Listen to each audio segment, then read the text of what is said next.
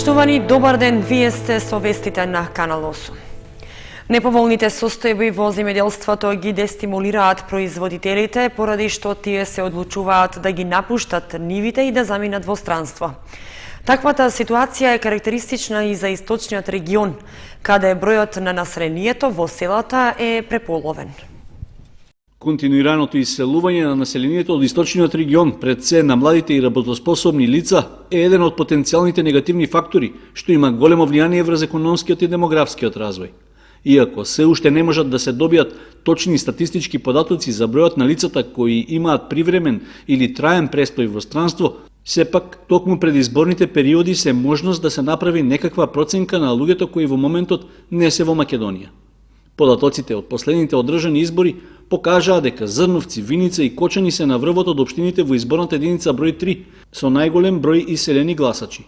Според избирачкиот список, дури 10% од запишаните гласачи во Виница и околу 8% од Кочани подолг период не живеат во родното место, односно пријавиле странска адреса. Најголем дел од иселените млади лица се од селските населби, а тоа според нивните постари е загрижувачки момент чии последици веќе се чувствуваат. Кај нас младите си зимат бугарски пасоши и си одат на страна, бегат. Немаме толку луѓе. Мислам дека највише има од земјоделските фамилии мисла помлади од кадар избегано преку граница. Младите, ја што констатирам со нив, кој може да се снајде, бегат. Бегат само да не е тука да тражи екзистенција. Уште посериозна е состојбата во поглед на иселувањето на лицата чија основна преокупација било земјоделството. Постарите земјоделци кои останале на родното огниште се свесни за опасноста цели блокови земјоделско земјиште да останат необработени. Имаме во Македонија неден од 35 до 40% земјоделци. Тие земјоделци ја ранат цела држава. Сите јадат од неа, храна произведат, а земјоделецот е најсиромав. Тоа е, мислам, катастрофа. Ја не знам што ќе се прави понатаму. Ако наставиме вака, мислам земјоделците се откажат и ќе бегат. Дека изборниот процес е најдобар показател за миграцијските процеси, покажува и фактот што на ниво на регион од вкупно запишаните 162.400 гласачи, дури 8.818 се со адреса во странство. Најголем одлив на население има во општина Виница, каде бројот на лица со престој во друга држава изнесува над 1.500 од вкупно запишаните 15.315 лица со право на глас. Во Кочани ќе започне со работа советувалиште за сексуално и репродуктивно здравје како проект на Сдруженијето Благородна мисија. Целна група која што ќе биде опфатена со проектот се момчињата и девојчињата од 13 до 16 годишна возраст. Советувалиште за сексуално и репродуктивно здравје ќе работи во текот на првата половина од оваа година како проект на невладината организација Благородна мисија од Кочани. Тоа е наменето за младата популација и ќе има едукативно-превентивен карактер. Реализирањето е помогнато од секретаријатот на владата, од каде се обезбедени 300.000 денари. Партнери во спроведувањето на проектот се општина Кочани, Центарот за јавно здравје и Сдруженијето Благородна мисија. Целта на овој проект се подигање на свеста кај младите. Проектот се вика Здрав совет за здраво потомство. Целна група се млади од 13 до 16 години, бидејќи овој период представува ризичен период за младите, поради неинформираност, бидејќи представува сепак и табу тема за овие простори, сексуално и репродуктивното здравје кај младите и раното влегување во сексуалните односи. И младите ретко разговараат за оваа тема со родителите. Исто така, ваквите информации не можат многу да ги добијат и од училиштето, и најчести информации добиваат од интернет или од разговори со своите другари. Според Евтимова, главен мотив за реализација на проектот е да се действува превентивно, односно преку отворањето на советувалиштето, младите да добиваат информации од стручни лица, затоа што во работата ќе бидат вклучени гинеколог, микробиолог и епидемиолог. Освен тоа, во тимот за стручно советување ќе има и социолог и психолог, а се планира да се реализираат и предавања во училиштата. Советувалиштето е отворено и може да го посетат младите, ќе се реализира во период од 6 месеци, односно до 30 јуни, каде што можат младите да го посетат советувалиштето секој ден во Центарот за јавно здравје, каде што таму ќе бидат одредени термини кога можат да дојдат и да разговараат со стручно лице. Исто така, знаеме дека се повеќе се намалува возрастната граница од влегување на сексуалните односи и поради тоа сметаме дека представува ризично однесување за младите, така да може да добијат информации како може да се заштитат, како може да делуваат понатаму и слично. Проектот за отворање на советувалиштето е добиен откако благородна мисија аплицираше до секретаријатот на владата на отворениот грант за невладени организации. Активистите во Сдруженијето велат дека посебно се горди затоа што од 40 невладени организации, според квалитетот на поставените цели и начинот на реализација, нивниот проект бил оценет меѓу најдобрите, односно бил позициониран на 14-то место. По курсевите за странски јазици и информатика, општина Кочани започнува со организирање на бесплатна обука за водење сметководство. Пријавувањето на заинтересираните кандидати е завршено, а курсот ќе трае до крајот на март. Од петок 22 јануари во 19 часот во Средното општинско училиште Љупчо Сантов ќе започне основниот курс за практично водење сметководство, примена на даночно законодавство и контрола на финансиски извештаи. Курсот е бесплатен и е наменет за сите заинтересирани дипломирани економисти, без оглед на возраста и на работното искуство, кои сакаат да се стекнат со практично знаење од областа на сметководството и даноците.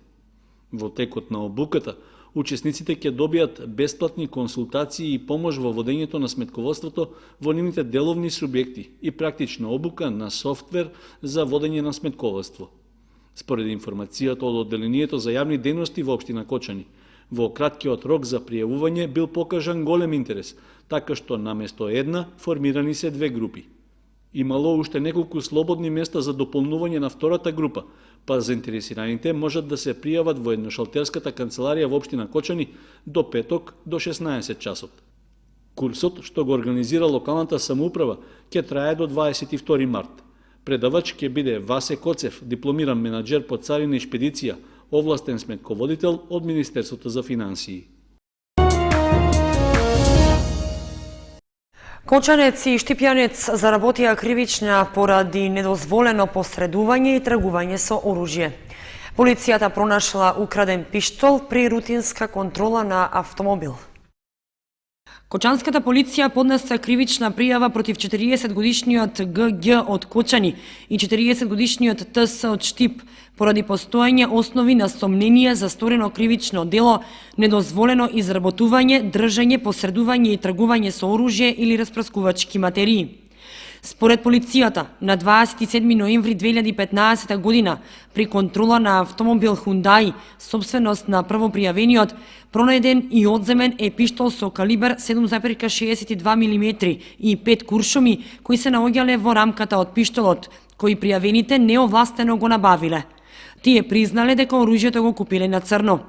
Одземениот пиштол, собственост на ДД од Штип, е предмет на кривично дело кражба, извршена на 7 ноември 2015 година во село Карбинци од автомобил Volkswagen Vento. Управата за јавни приходи ги подсетува граѓаните дека тече законскиот рок за поднесување годишна даночна пријава за утврдување на персонален данок за 2015 година. Периодот во кој што треба да го сторат тоа е најдоцна до 15 март. Управата за јавни приходи испрати писмено подсетување до граѓаните дека веќе тече законскиот рок за поднесување даночна пријава за утврдување на висината на персоналниот данок.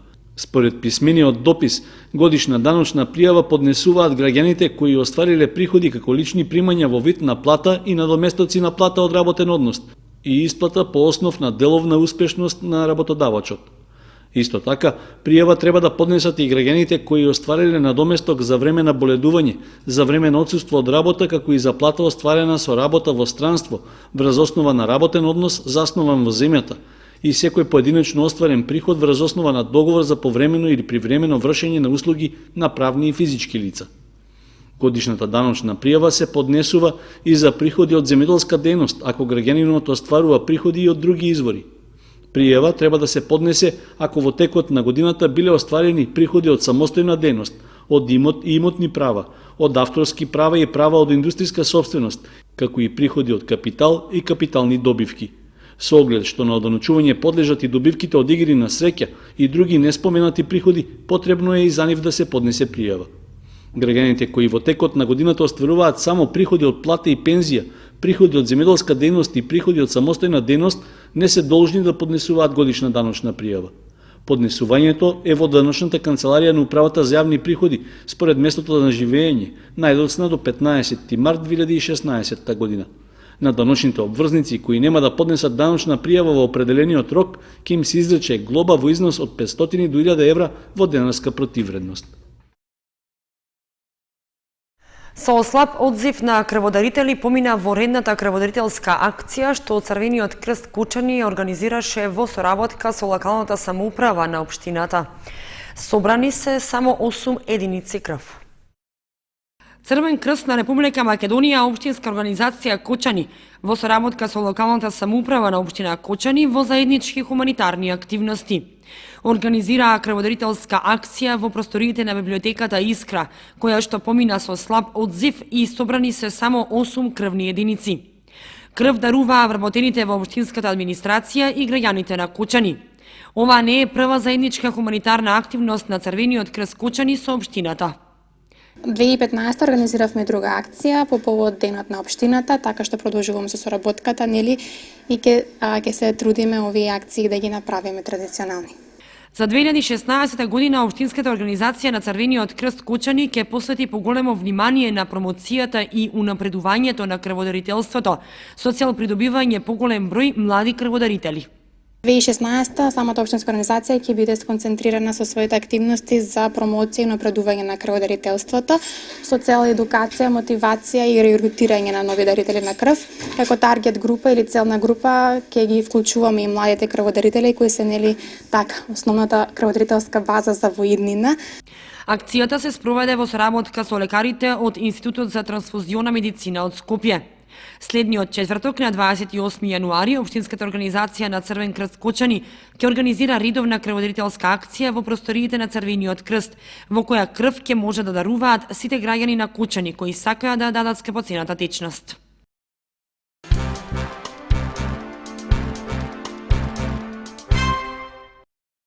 Почна аудицијата за избор на учесници на фестивалот на детска песна Музички бранови. Има голем интерес за учество од страна на учениците, а аудициите се реализираат во училиштата во Кочани и соседните општини. Крајот на март е планирано да се одржи петиот поред детски музички фестивал Музички бранови. За таа цел навреме се започна со потрага по талентирани деца и изборот на учесници. Со аудицијата треба да бидат опфатени околу 200 деца од основните училишта од Кочани, Виница, Зрновци и Чешиново Облешево. Јас се викам Ангел Соколова, учам Малево Вардова. Јас сум прво оделение. Сакам да се пријавам за аудицијата Музички бранови. Сакам да пеам и сакам да се представам со моја песничка. Јас сум Кира Крстев, прво оделение Малена Попиванова. Сакам да учествувам на Музички бранови, сакам да сум моја песничка. Децата ги проверува комисија во состав Невенка Данилова, Сашко Велков и Мијалче Стојанов и избира деца кои што имаат слух и може да земат учество на фестивалот. Инаку, пред 2 години фестивалот доби меѓународен карактер со учество на деца од соседните држави Бугарија и Србија. Така е планирано и годинава која ќе учествуваат 14 деца, од кои поголем број ќе бидат од Македонија, но ќе учествуваат и деца од споменатите 2 држави. Фестивалот од година во година добива на квалитет и квантитет и излегуваат добри детски песни кои понатаму остануваат слушани. Од денеска започнуваме со аудицијата за фестивалот Музички бранови. Ова веќе 5-ти пат како ќе се одржи. Аудицијата учествуваат дечиња од 8 до 14 години. Се избират, посебна специјална комисија избира најталентирани деца. Се надеваме дека ќе биде успешно. До сега на овие изминати 4 фестивали имавме околу 50 многу успешни композиции, неколку хитови и јас сум многу задоволен. Сега ова е мал јубилеј, 5-та година. Дечињата може да се пријават, ќе бидат запознаени наставниците по музичка по училиштата. Композициите кои годинава ќе се изведат се веќе во подготовка и се работи на нивниот текст, музика и аранжман. Од ланската година за секоја песна почна да се подготвува боенка со илустрации поврзани со содржината на песните. Фолклорниот ансамбл Љупчо Сантов од Оризари годинава го доби за реализација проектот на ѓурѓовденски традиционални обичаи, песни и ора. Истиот е одобрен од страна на Министерството за култура на Република Македонија во рамките на годишната програма за финансирање проекти од национален интерес. Фолклорниот ансамбл Љупчо Сантов од Оризари годинава ќе биде организатор на меѓународниот фолклорен фестивал посветен на ѓурѓовденските традиции, обичаи, песни и ора. Од страна на Министерството за култура на Република Македонија во рамките на годишната програма за финансирање проекти од национален интерес, фолклорниот ансамбл Љупчо Сантов го доби за реализација проектот на ѓурѓовденски традиционални обичаи, песни и ора. Се работи за меѓународен фолклорен фестивал на обичаи, песни и ора поврзани со фолклорните традиции и обичаи, поврзани со Ѓурѓовден, празникот на пролета и младоста, зеленилото, цвеќето и берикетот по полето, истакна Ника Илиевска Ѓоргиева од фолклорниот ансамбл од Оризари. На овој меѓународен фестивал во изминатите 3 години учествуваа фолклорни ансамбли од Бугарија, Романија, Хрватска, Словенија, Србија и Македонија, а се реализира на автентичен начин во оригинален амбиент на село во Оризари и околината.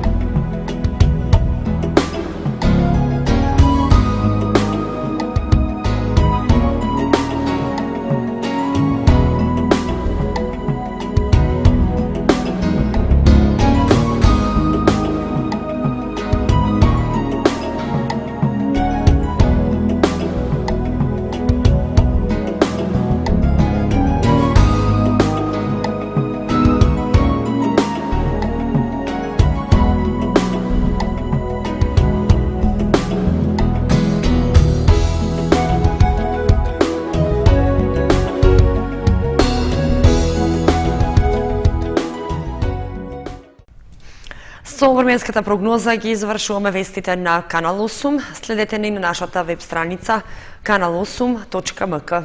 Довидување.